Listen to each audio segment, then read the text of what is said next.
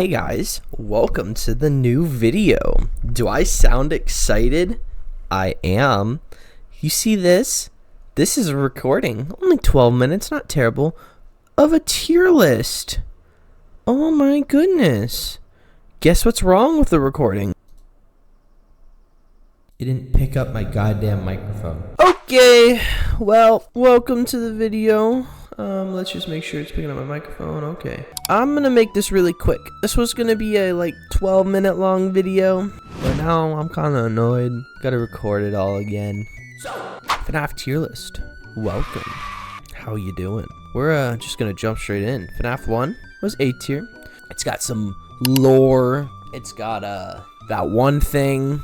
And yeah, I mean, I love the Easter eggs. The gameplay of it is boring as shit. Replaying it sucks, but yeah, and it's max mode. It's I. FNAF 2, I think, is better than the first game, but not saying a lot because this game's also boring. Only because it's better than the first game, only because of the gameplay. It's more fast-paced, but it doesn't change the fact that you're stuck in one camera, which is the music box one. So you're basically, in both games, when you genuinely know how to play them, you're not using the key aspect of the game. You're not checking the cameras. You're stuck on one. For FNAF 1, it's that one hallway corner where you cam stall Freddy.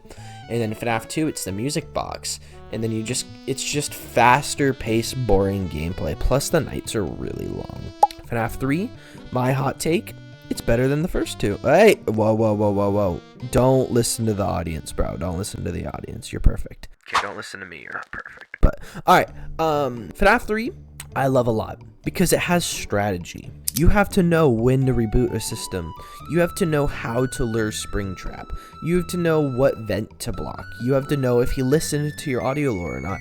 You have to know how to dodge Phantom BB. You have to know when to not check a camera because of another Phantom. You have to know how to dodge Phantom Foxy. Like, people hate this game because it's easy and because the jump scares are shit. That doesn't change the fact that out of all three of these, this is the first strategy horror. Now, people are gonna look at this one and go, what does he mean? This one, you just flash a light, wind a few ticks, take the camera down, put a mask on, and then it's rinse and repeat. This one doesn't have a steady format. You always have to adapt to Springtrap's pace, and that's why I like this one the most. FNAF 4, it's my favorite game of the original 4. I think it has the coolest atmosphere. I think it's got the coolest characters, the coolest sound, coolest gameplay. I think it has my favorite of the little stories. I like knowing who you play as. And I'm just FNAF 4 is that game where I crave more. I want more, you know. He was cooking, I want to eat it. Anywho. Okay. I don't like Sister Location.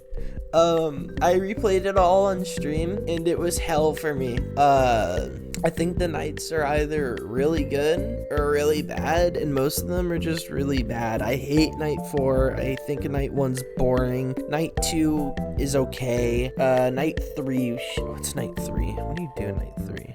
Is that the, Foxy and one, and with Ballora? No, Ballora's in night 2. See, I don't even remember. What I will give kudos to the game, though, is it's night 5 when it's entered. It's regular night 5 sucks, but the entered version of night 5 is fun. That damn keypad, though. I hate that keypad. Anywho, I don't like Sister Location. It's very story-driven, which I do like about that. But now that, since the story's kind of in my face, it lost kind of the story charm that FNAF 4 brought, that we still haven't solved to this day. What's after you? FNAF 6? I love FNAF 6. I think FNAF 6 is actually a genuinely scary FNAF game. It's probably the scariest FNAF game to me. I think the gameplay mechanic is sweet. I think the ending is chef's kiss. Mwah. I think that the characters are cool besides Scrap Trap. I think he's ugly as shit. Peanut looking at. Anywho, yeah, no, he's ugly. Anywho, oh my god, where am I going? Oh my god, Lefty sick. I love the fact that the puppet being stuck in a little bear. That's really, really cool. I like Molten Freddy. I think he's sick too in the fact that it's entered. I liked Scrap Baby more than Circus Baby. I love the gameplay of it, and I love the story. I love how claustrophobic it feels. I think it's genuine horror, and then it has so much charm to it. Plus, its music is amazing. Its soundtrack is great. Ultimate Custom Night, I'm putting in B tier only because you get to determine how the game is for you. Mechanically wise, it's a better developed game. It really just depends on skill. Sometimes you do just get genuinely unlucky, but no, in Ultimate Custom Night, if you really just know how to move and how to counter, it's just skill based. So you get to kind of determine how the game is. You know, if you're really good at it, you know, that game can go all the way up to S tier because you're just having a blast, constantly challenging yourself. Some people think it's too hard and would put it down here, but the thing is why it's in B is because you get to choose how it is. Help Wanted, if it's the VR version, it is an A tier. But if it's the console versions, it's in C tier. Because this was really a VR experience. I think it's well crafted. I think on launch it was really buggy. I wouldn't know. I actually only started playing the VR version of it this December for my B-Day. So, I didn't really get to play much. I like the lore of it. I love the DLC. I like the gameplay of it. I like a lot about it. I love Glitch Trap. I thought that was so cool. And then the fact it started introducing Vanny, more on her later. But, yes, I think that it's awesome and perfectly deserving an A tier. I think Help Wanted 2 is better than Help Wanted 1. Only because of the mini games. Story-wise, it's a touch weaker in my opinion, but it's definitely a more fun game. I love beating Helpy with the hammer. You know, I love sticking like a little knife little thing down his throat. I love screwing around in that game. I love the restaurant stuff. I love a lot of things about Help Wanted 2. I'm still playing it right now. So then, what's next? Security Breach was before Help Wanted 2. Anyway, Security Breach, I also think is high A. I know we have a lot of A tiers here, but that's because a lot of them established their own little thing. This one established, like, its nostalgia and it's the starting point. This one kept it going with more story and, like, cooler gameplay. It's still not amazing to replay, but it's better than in the old one. This one felt like a finale with a cool character with more strategy.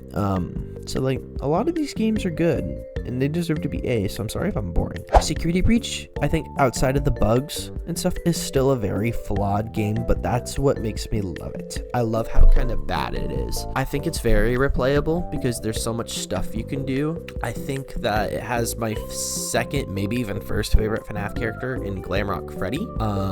I think that Vanny was very underutilized, which sucks. I loved the DLC. If I had the DLC on this tier list, I'd put it in A tier as well. Security Breach, overall, it was a fun time.